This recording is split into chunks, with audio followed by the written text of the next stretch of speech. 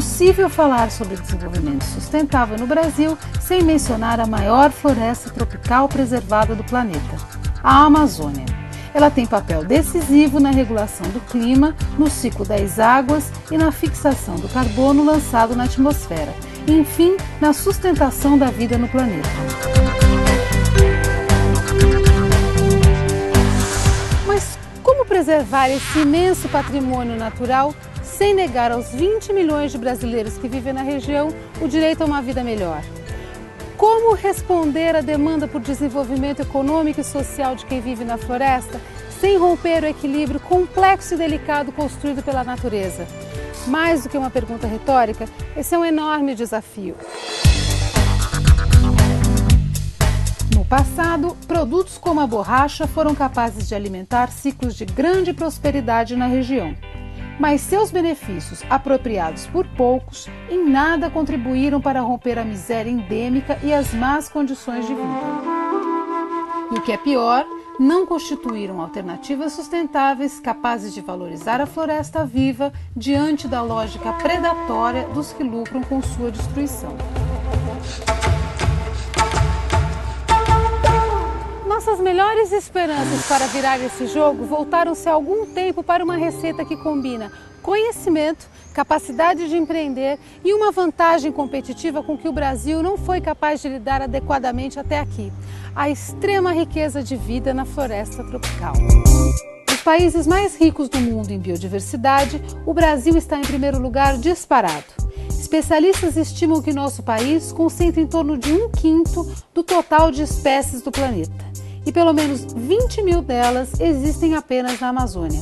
A imensa variedade de plantas e animais da floresta tropical contém um tesouro biológico inestimável de genes, moléculas e micro-organismos. Matéria-prima cobiçada por várias indústrias, como a de alimentos, a farmacêutica, a química e a cosmética. Juntas, formam um mercado mundial que movimenta mais de 500 bilhões de dólares por ano. Um dos grandes problemas para o uso sustentável da biodiversidade amazônica é exatamente a sua exuberância. Até hoje, apenas 5% de toda a flora mundial foi estudada pelos cientistas e só 1% é utilizado como matéria-prima na produção de medicamentos, cosméticos ou alimentos. Diante de tantas possibilidades e tão pouco conhecimento acumulado, como identificar substâncias e princípios ativos com potencial para a criação de novos produtos? Para os pesquisadores, a probabilidade de sucesso seria comparável a de topar com um bilhete premiado no meio da rua, não fosse algo que a ciência acadêmica aprendeu a valorizar: o conhecimento produzido ao longo dos séculos pelos povos da floresta. Como é que a sabedoria tradicional pode dar pistas para alimentar o conhecimento científico?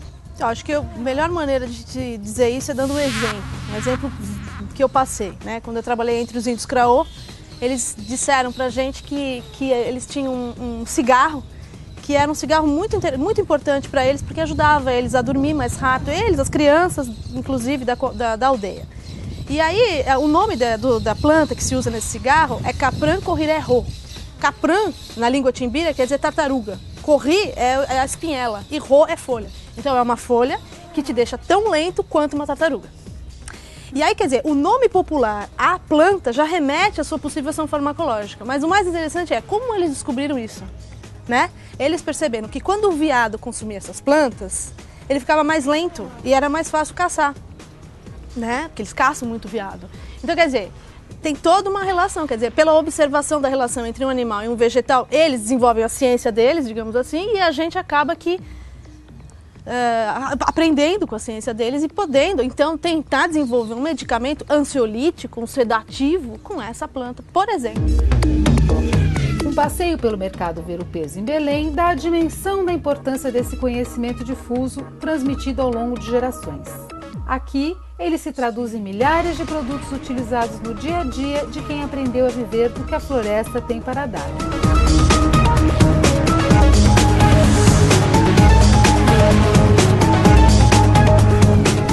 O baixo valor agregado por cadeias produtivas baseadas no extrativismo gera pouca renda para as comunidades locais. Mas já há casos em que o conhecimento tradicional embutido nesse tipo de produto é capaz de gerar negócios milionários para grandes empresas. Um deles, que é bem antigo, do século XVIII, é que os Guarani usavam a Pilocarpus jaborandi, uma planta da Mata Atlântica, e esse conhecimento, então, por franceses foi levado para a Europa e de lá desenvolveu-se a pilocarpina, né? Foi um princípio ativo extraído dessa planta, que é um produto oftálmico, né? Enfim, tem toda uma história desse produto.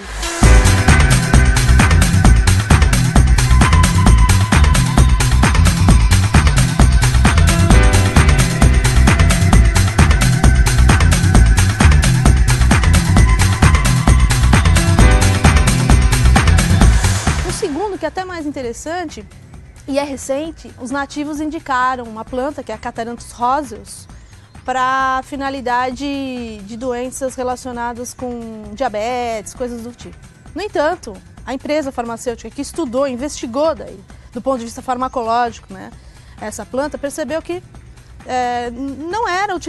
não tinha essa ação farmacológica, mas sim tinha uma grande utilidade para casos de leucemia infantil, a partir do isolamento da vincristina e da vinblastina.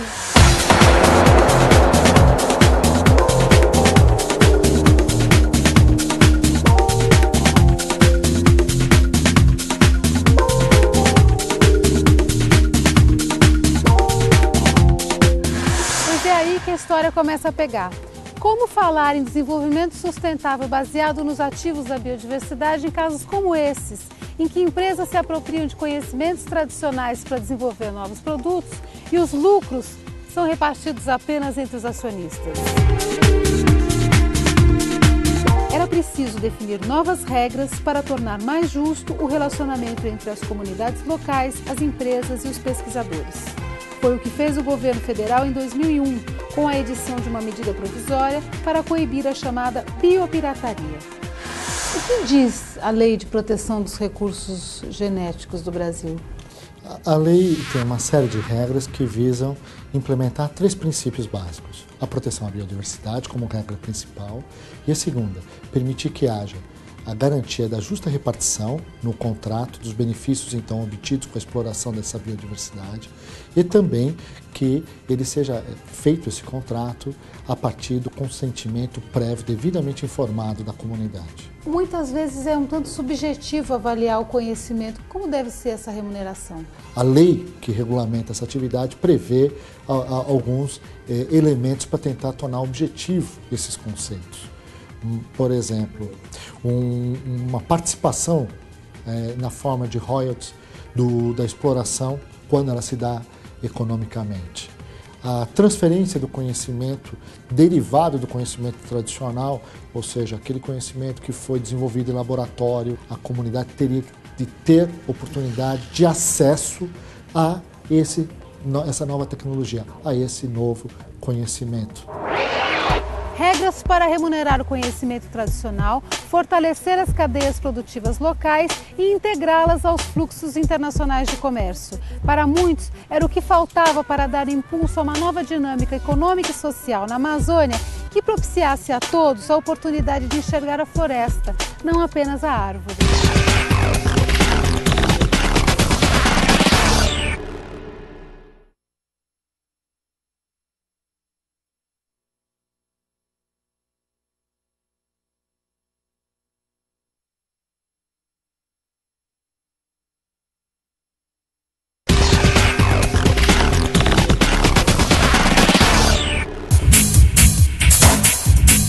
Fui até Cajamar, na Grande São Paulo, para conhecer uma das primeiras empresas a trabalhar na Amazônia sob as novas regras para o uso sustentável da biodiversidade, a Natura.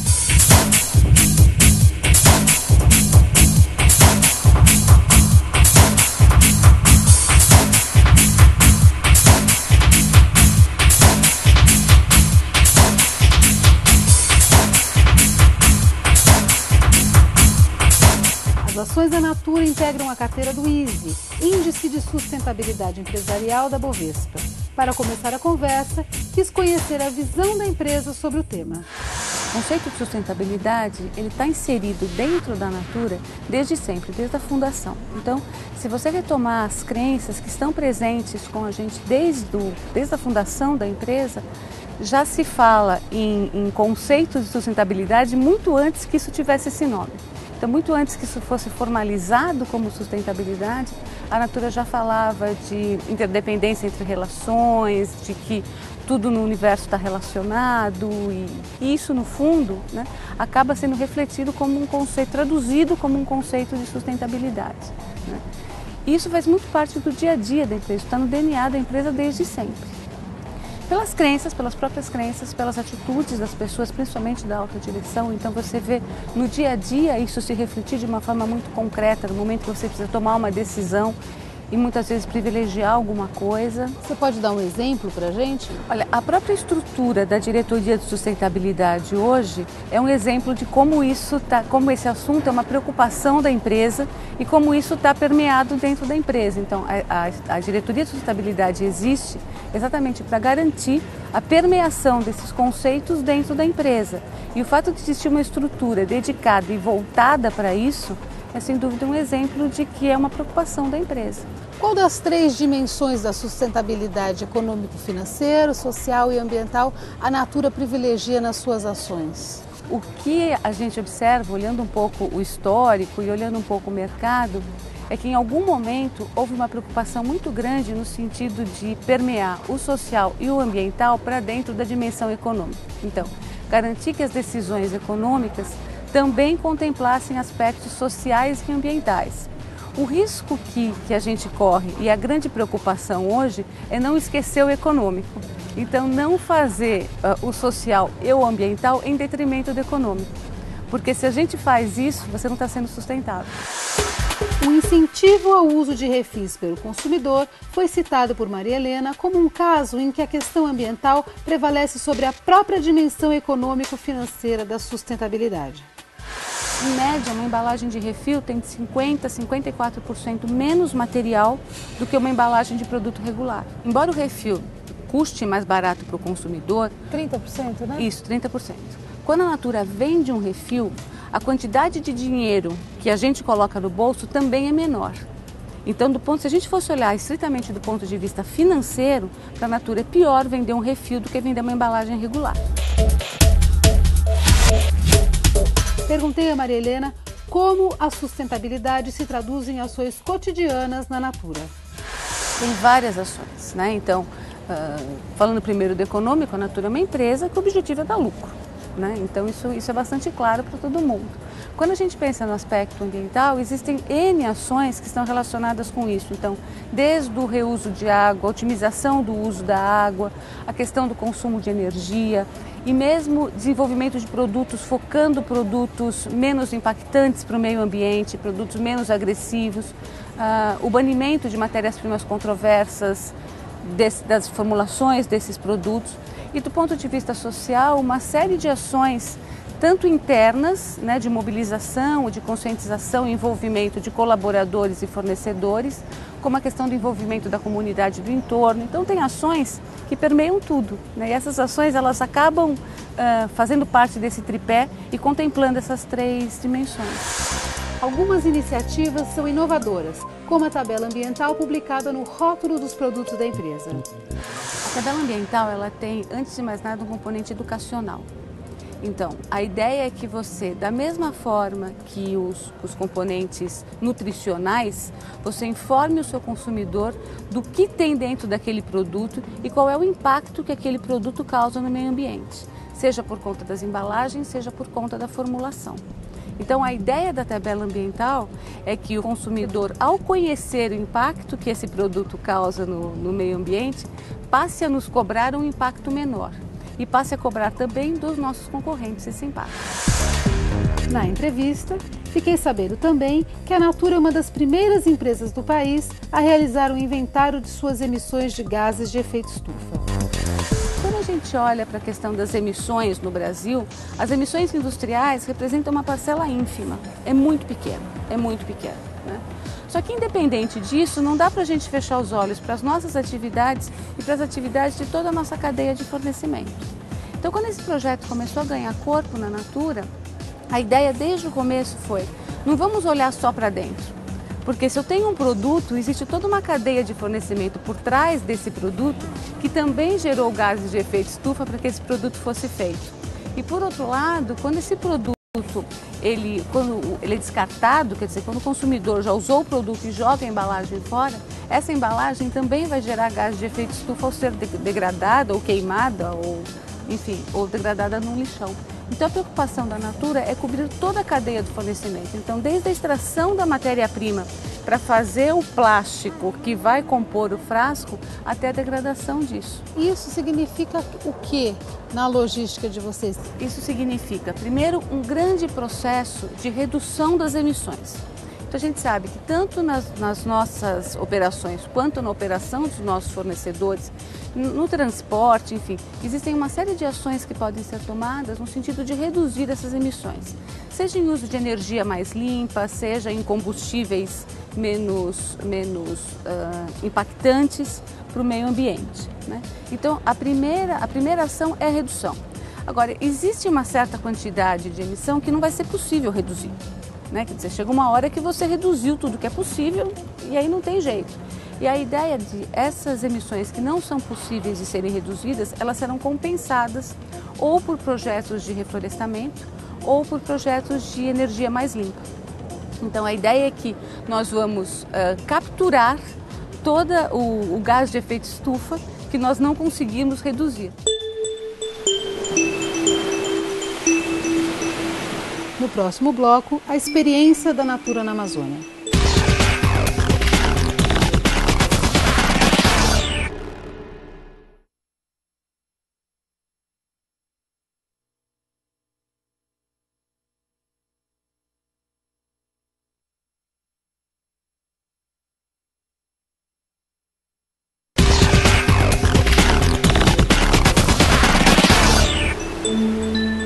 Já sob o signo das novas regras de relacionamento com as comunidades tradicionais, a Natura decidiu associar sua marca a um ícone poderoso, a biodiversidade brasileira.